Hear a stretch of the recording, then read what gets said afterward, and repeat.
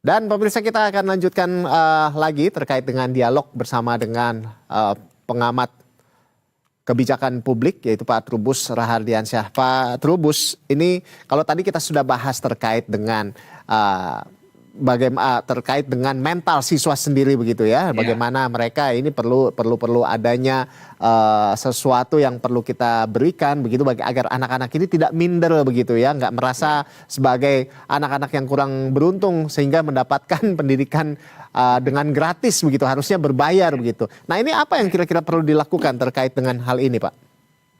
iya menurut saya pemerintah perlu membuat satu kebijakan yang sifatnya bagaimana mereka bisa bisa ini saling berkolaborasi ya Hmm, ya, antar anak sekolah itu sendiri dan pihak guru maupun iya, profesi-profesi yang lain, karena kan di sekolah itu tidak hanya guru ya sebenarnya, tapi juga ada pekerja administrasi, kemudian juga mungkin cleaning service juga ada, oh, dan pekerjaan yang lain sangat ada di situ. Nah, ini yang penting-penting sekali dilakukan itu. Yang kedua juga bagaimana pemerintah juga mengatur ya khususnya mengenai juknis ya, petunjuk teknis dan petunjuk pelaksanaan dalam konteks mengenai ini makanan, Mas. Karena ini penting ah, sekali, karena iya, anak-anak ini sangat rentan terhadap soalan makanan. Nah, ini bagaimana makanannya agar mereka itu bisa menerima. Kebetulan di antara mereka karena mereka anaknya orang ini kategori miskin dan miskin oh, ekstrem lah katakanlah. Tetapi tidak mesti makan yang disajikan itu dia berselera. Lah ini yang harus ada pemikiran, harus ada alternatif lain kan. Nggak mungkin mereka dipaksakan karena mereka bukan bukan ini kan dalam kondisi terpaksa, tetapi mhm, mereka diharapkan akan tumbuh satu inovasi atau satu kreativitas nantinya. Sehingga hmm, persoalan makan yang kedua ya bagaimana pengaturan mengenai seragam tadi yang disinggung. Nah, seragam ini jangan ya, sampai kemudian ada muncul pikiran-pikiran anak-anak ini merasa merasa seragamnya itu tak sesuai atau seragamnya ini kurang kurang cocok atau kurang srek atau merasa dengan hmm, seragam itu malah mereka makin minder misalnya di tengah pergaulan itu sendiri. Dan jangan suka jangan seragam itu sendiri mungkin kualitasnya juga harus yang baik lah, bagus, apalagi ini dibiayai oleh negara ya, sehingga dalam hal ini mereka punya ini karena namanya penampilan kan maunya yang eye-catching, Mas, gitu ya, ya. Jadi iya. saya rasa anak-anak muda Apalagi maunya yang remaja lebih ya, Pak itu. ya. Iya, Hmm, remaja kan dia iya. baru menemukan jati dirinya, pasti Ah, maunya yang eye-catching, penampilannya yang serba inilah gitu ya, serba ah, mungkin bling-bling juga ya, maunya kan gitu. Jadi iya, iya. ini kan harus harus Hmm, diadopsi dengan baik. Yang ketiga, menurut baik. saya juga perlu pengaturan yang jelas mengenai fungsi guru ini. Jadi guru itu menjadi ujung Ya, tombak masih terhadap kemajuan dari prestasi belajar anak itu sendiri. Karena itu guru memang harus yang bisa dalam tanda petik yang menjiwai. Jangan sampai nanti hmm, guru ada kesan bahwa mereka karena guru terus merasa ada arogansi yang menekan mhm, anak-anak. Karena ini anak mhm, ini berbeda dengan anak-anak yang pada umumnya di sekolah-sekolah swasta maupun sekolah hmm, negeri lainnya, Mas. hmm, Jadi ya dia harus ada perlakuan khusus bagaimana kemudian dalam tanda petik melayaninya itu ya, jiwa melayani, jiwa ngayomi, ya, jiwa menuntun ya kepada hmm, ini dan ya, memberikan teladan tentang etika, Mas. Jadi etika ini sangat penting, etika, kemudian dalam ini mengenai tata krama, dia tahu yang namanya ini norma kesopanan, ini norma kesusilaan, ini mhm, norma mhm, agama, bahkan sampai ke norma hukum, tahu aturan-aturan dia harus hmm, tahu. Nah, ini kan ya, guru yang harus memberikan informasinya, mhm, mengedukasi mhm, secara ini ya, secara berkelanjutan dan ini intensif juga karena apalagi posisinya kan di asrama ini, Mas, posisinya. nah, Jadi iya, posisi di asrama ini rentan terhadap mereka-mereka, kebetulan di antara anak-anak miskin ini kebanyakan juga ada yang nakal-nakal, Mas, itu ya. mhm, Jadi mhm, karena memang sejak kecil itu sama orang tuanya agak sedikit dalam tanda petik mungkin liar juga gitu ya. mhm, Jadi iya, mereka cenderungnya kemudian sama temennya itu mau bikin masalah, mhm, bikin karena cari perhatian kan ya, orang cari iya, perhatian, pengen mendapatkan eksis gitu ya. Jadi heeh, mereka membuat masalah, Mas, entah mhm, mhm, apa mhm, yang dibanting, entah kursinya yang ditendang, entah kemudian temennya iya, yang dijitak atau kemudian mhm, yang dijewer atau mhm, dicubit atau mhm, nah, jadi mhm, hal-hal yang berbau kekerasan-kekerasan ini juga harus harus betul-betul diperhatikan, jangan dilihat mhm, ini, tapi juga jangan kemudian kita mengatakan anak itu jadi tertekan, karena kalau mhm, tertekan mereka nggak bisa prestasi, Mas. iya, Justru anak-anak yang bandel, anak-anak yang nakal itu mhm, yang sepengetahuan nggak saya bisa jadi enjoy dosen belajar sampai hari juga ini nantinya ya, Pak ya? Baik. Iya, Pak, mereka yang maju seperti itu, maju seperti itu. Jadi ya, hal-hal yang sifatnya kecil-kecil yang bersifat perilaku, budi pekerti itu sangat-sangat mendasar sekali harus menjadi prioritas apalagi di tengah Indonesia ini membutuhkan sekali anak-anak yang orang ya generasi-generasi yang jujur lah ya, jujur, punya ya, baik, akuntabilitas, punya ini baik. apa tanggung jawab besar. Jadi menurut mereka dididik sejak awal gitu loh, Mas. Baik. Nah, dari tadi kan kita bahas terkait dengan kesiapan secara mental, kesiapan secara budi pekerti begitu yang harus Ya. diterapkan bagi anak-anak di sekolah rakyat ini. Nah, kalau Anda sendiri melihat terkait dengan fasilitas sendiri yang sudah disiapkan oleh pemerintah terkait dengan beberapa titik yang sudah mulai jalan, yaitu ada 63 titik ini di Indonesia. Nah, Anda melihatnya seperti apa ini, Pak, terkait dengan kesiapan fasilitasnya?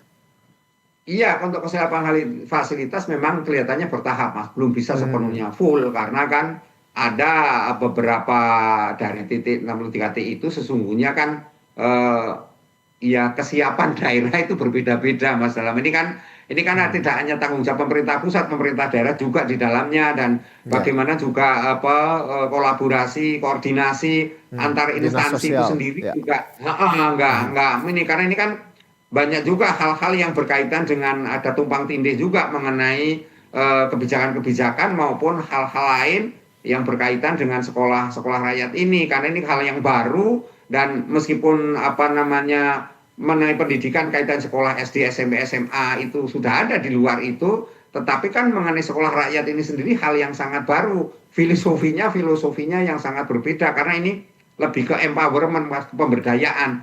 Jadi saya melihat sebenarnya fasilitas yang ada masih menggunakan fasilitas yang ini yang memang dimiliki oleh Pemda itu sendiri gitu. Ada yang menggunakan gedung-gedung yang kebetulan apa keruangannya bisa dipakai atau juga memang ini karena yang ideal sebenarnya membangun baru tapi kan untuk membangun baru kan tidak bisa seperti Bandung Bondowoso selesai semalam kan gitu. Jadi Ya, butuh ya, butuh proses panjang Mas itu. Iya, betul. jadi kita harus melalui apalagi menyangkut mebelair itu kan Mhm, butuh pengadaannya itu butuh proses apalagi ini sifatnya negara ya ya. ada tata kelola yang baik dan pengajuannya juga harus transparan terbuka dan kemudian menghindari perilaku-perilaku koruptif juga yang seringkali Hmm, ada di dalam pengadaan itu Mas jadi ini mhm, saya rasa juga hal-hal yang nantinya butuh pengawasan yang ketat juga Mas di sini mhm, karena yep, memang persoalan-persoalan yang bidang pengadaan ini rentan sekali terhadap mhm, apa penyelewengan-penyelewengan dan hmm, selama ini Indonesia termasuk negara yang seringkali hmm. penyelewengan di tingkat pengadaan Ini itu, di sangat tingkat rentan dengan praktik pemerintah. korupsi seperti itu ya, Pak ya. Iya, betul lah. Baik, jadi Kita artinya ini juga sebutnya seperti harus itu. perlu diperhatikan gitu dalam rangka kesiapan eh, menggelar sekolah rakyat di sejumlah titik di Indonesia. Bahkan kan ini Iya, rencananya ini setiap tahun akan ada 100 sekolah rakyat yang akan dibangun di iya. beberapa titik di Indonesia begitu. Nah, selanjutnya ini pandangan Anda, Pak, terkait dengan Hmm. sistem boarding school yang diterapkan pada sekolah-sekolah ini. Seperti apa, Pak? Iya, kalau saya melihat sistem boarding school ini baik, artinya bukan hal baru lah karena pesantren-pesantren Hmm, juga menerapkan ya. kan seperti Sebelum itu. Indonesia Merdeka juga Tetapi udah pernah diterapkan persoalannya seperti ini ya, Pak ya? iya, bukan Hmm, tetapi persoalan ketika untuk orang miskin memang ini kan miskin ekstrim dan miskin ekstrim lah anak-anak itu ya. asalnya.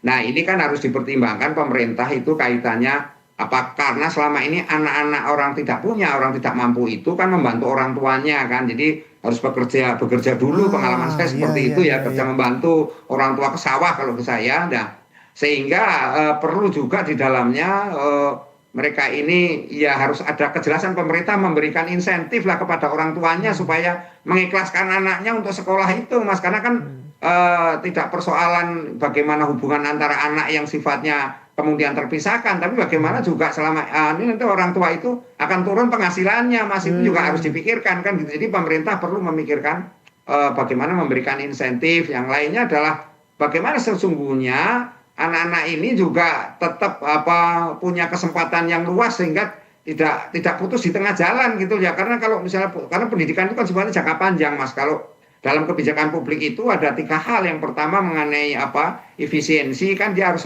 efisien dalam penggunaan ya. anggarannya dan penggunaan pengeluarannya dan sebagainya yang kedua sisi efektivitas apakah ini efektif dalam menjangkau semua kan ini juga masih karena namanya baru uji coba ya tentu efektivitasnya nanti kita lihat tapi paling tidak animo masyarakat yang cukup tinggi juga cukup memberikan hal bahwa ini efektif gitu kan Kemudian yang ketiga adalah keberlanjutan, Mas.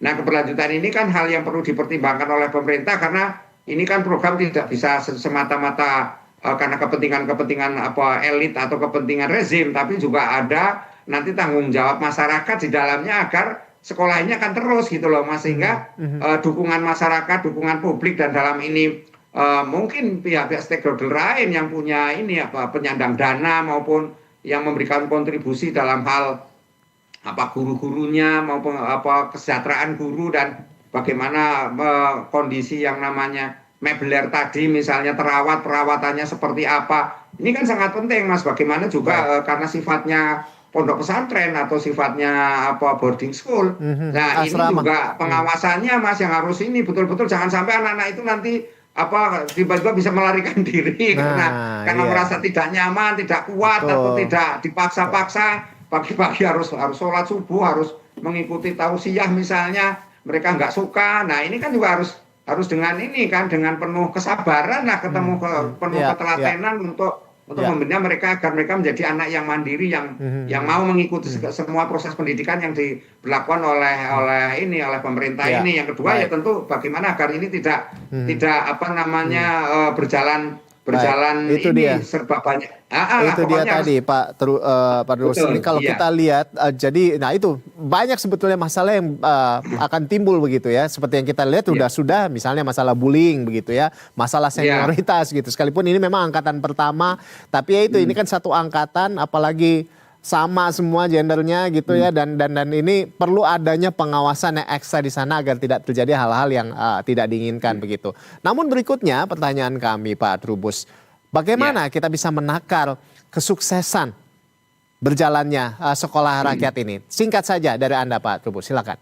Ya, kesuksesannya itu dilihat dari kemampuan mereka punya prestasi, Mas, prestasi. Setidaknya nanti mestinya ada prestasi yang sifatnya tidak hanya lokal di sekolah, tapi juga ada sifatnya naik kelas lah istilahnya di tingkat pemerintah daerah atau syukur nanti tingkat yang lebih tinggi, tingkat nasional misalnya seperti itu. Nah, ini salah satu dari indikator dari keberhasilan ini. Yang kedua, indikator yang lain adalah bagaimana kemudian hasil, kan ini kan perusahaan kalau kebijakan pemerintah kan outputnya itu betul-betul memang memberikan kebanggaan bagi publik gitu loh. Jadi masyarakat bangga dengan ada sekolah rakyat ini dan merasa ini karena masyarakat kan merasa membayar pajak, Mas, ini kan anggarannya yang dari pajak gitu ya. Jadi masyarakat ada jangan merasa yang baik kemudian ya. Gitu. Jadi ini yang penting sekali. Jadi memberi pemahaman kebermanfaatan bagi masyarakat ya, masyarakat tata kelolanya betul-betul masyarakat harus ada. Ini yang penting banget pelibatan publik, Mas. Karena ini kalau nggak ada pelibatan publiknya, ini kan penting karena apa? Sekolah itu jangan dipandang hanya sekolah, tapi itu bisa membawa kesejahteraan masyarakat di sekitar sekolah itu, gitu loh, Mas.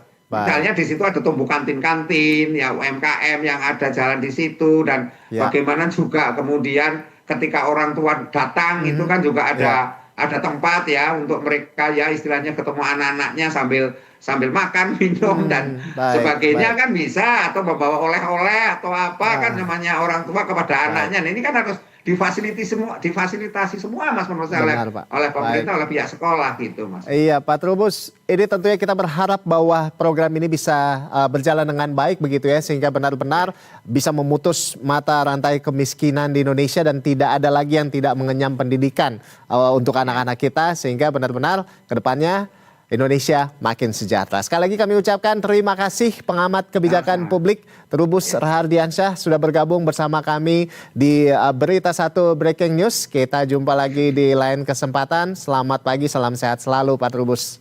Ya, selamat pagi, salam sehat.